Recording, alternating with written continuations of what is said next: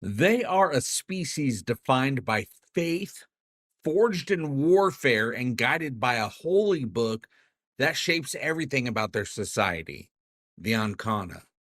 And trust me, you guys, once you understand the Krill, you understand half the drama of the Orville's entire galaxy. Hey, gang, welcome back to Talking The Orville, the show where we explore the universe, celebrate Seth MacFarlane's masterpiece, and hang out in a galaxy of hope, heart, and heavy moral dilemmas, I must say. Today, we're going to look at the Krill through the lens of the Guide to the Orville. Such a great resource for fans of the Orville. It gives us more insight than we've ever had on screen, you guys. And the more you dig into their culture, I'm talking about the Krill, the more you realize the Krill aren't just the villains, okay? They're complicated, conflicted, and honestly, it's kind of heartbreaking. So let's crack open the Anhkana and see why this species is one of the best world-building achievements in modern sci-fi. The Krill culture is basically a faith and fear. So everything about Krill society points back to one thing, the Anhkana, their religious sacred text. It's not just a holy book to them. It's the foundation of their entire civilization.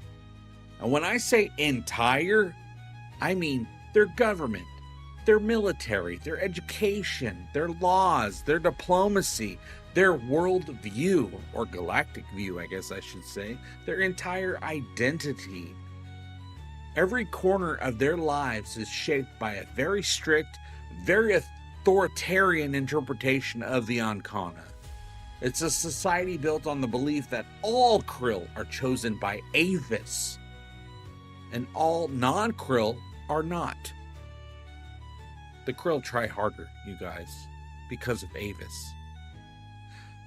Which, to put it lightly, creates problems for everyone else in the galaxy, basically. Them silly Krill out there doing Krill stuff, causing Krill problems. So the Guide to the Orville describes the Anhkana as the basis of their belief system. We know this. The very reason their leaders enforce total ideological unity. There's no room for doubt, no room for dissent, no room for reinterpretation even. The Krill don't believe their religion, they obey it. And that obedience is why the Krill are so dangerous. To them, the military and their theocracy are the same damn thing. The Krill do not separate church and state, you guys, and that alone explains almost all of their conflict with the Union. Their warships, they're basically flying temples. Their commanders, priests with weapons. Their crew members, children, yes, children, trained from a young age to serve the cause. That one detail alone tells you the depth of indoctrination these people are dealing with. Kids grow up learning that fighting and dying for Avis is their purpose. There's no alternative path, okay? There is no choice for them. And even if you look into their bridge layout, their training, and how their stations even function, it's all deeply ritualistic. Even the lighting and architecture echo the iconography of the Anhkana. Everything they do is worship, you guys, even war. When they go to war, that's worship. And so, okay, here's the Krill's view of the Union. To the Krill, the Union isn't just a political rival, it's a moral threat, a philosophical poison. The Union is very dangerous to their way of life.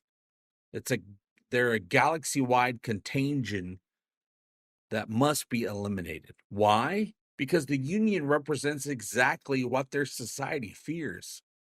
They're basically the Beatles in the 1960s, you guys. The Union represents diversity, like the Beatles, coexistence, diplomacy, mutual respect, curiosity, freedom. The Union welcomes all species from all around. The Krill welcome only the Krill. That's why every encounter feels so tense with them. The Krill truly believe they're doing the universe a favor by fighting us. In their eyes, the Union is the enemy of Avis. And the guide makes it clear they frame everything through this lens. So let's talk specifically about the Anhkana. You guys know what the Anhkana is. Of course you do. I have a page from the Anhkana on my wall. It's official. It was in the episode. I love it. It's sacred to me, as the Anhkana should as the Anhkana should be. But the Anhkana, this isn't a book you sit down and casually read. This is a book that controls the galaxy's most hostile, militant theocracy. According to the guide, the Anhkana, it dictates doctrine, it defines morality, it determines social structure, it justifies warfare, it ritualizes sacrifice, and it enshrines superiority. And the Krill hold it so sacred that even a physical copy that just came off the printing press, it's treated like a relic. So I'm pretty sure they don't have printing presses on Krill. They probably replicate it with the resynthesizer. And you see in the episode Krill from season 1, was that episode 6, when Ed and Gordon infiltrate the Yakar and discover that the Krill hide their schools inside warships, because indoctrination is just as important as firepower to them. It's not a strategy, it's their way of life. But here's the thing. The Krill, though it may feel like it sometimes, they're not evil. This is what the Guide to the Orville does best, you guys. It reminds us that the Krill aren't villains because they want power. They're actually victims. Victims of indoctrination, fear, generational trauma, a belief system they never chose. It's just like Isaac's people, the Kalon. The Krill are locked into a worldview that was handed to them centuries ago. They're trapped inside a system that tells them they're right and everyone else is expendable. And among all that, the Orville still gives us Krill characters like Talia, who reveal flashes of complexity, guilt, and change. The show keeps reminding us that no culture is monolithic, no species is beyond redemption. There are always individuals who break the pattern. For a while, I thought Talia was going to be one of those individuals, but it seems like she got sucked right back into it. I don't know if she's redeemable after the things she's done. We'll have to wait and see what the show comes up with. Assuming the show even wants to redeem her, I would think they would want to, just to give the audience, some complex feelings to deal with. But there's hope for the Krill, because the Orville believes that there must be hope for the Krill. So it makes the Orville so awesome. Hope. But what is the future of Krill Union relations going to be? That's the big question going forward. It's not looking so good right now. For a little bit there, we thought it was going to be some good stuff was going to happen, but now it doesn't look so good. And the Guide to the Orville highlights just how dangerous the Krill are, you guys, technologically and ideologically. But it also shows a society that could evolve if the right pressure is applied at the right time. And we've already seen hints, like I said, Talia's crisis of faith, the fragile political breakthroughs, the swing towards internal conflict, a generation growing up in a galaxy that's changing. And we've already saw in the Gently Falling Rain episode that not all Krill currently are in believe the way that Talia and her faction believes. That they do want peace, they do want cooperation. Very interested to see what becomes of that in season 4.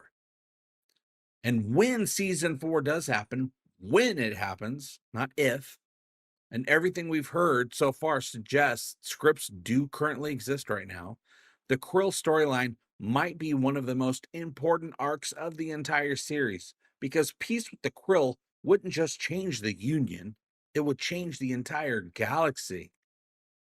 So you guys, that's my quick dive into the Krill.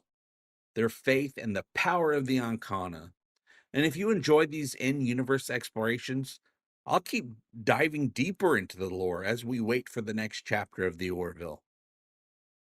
And all my links, including Patreon, which is very important, really helps keep the lights on here, and my Egotastic Funtime channels. There's a few now, not just the main one. There's also Egotastic Funtime Reloaded. All the links are in the description of this video, and I want you guys to remember, this is important. We all do better when we all do better together. Love you. Bye-bye. Give him all your money, you will find him funny. Just give him my money, he loves mine.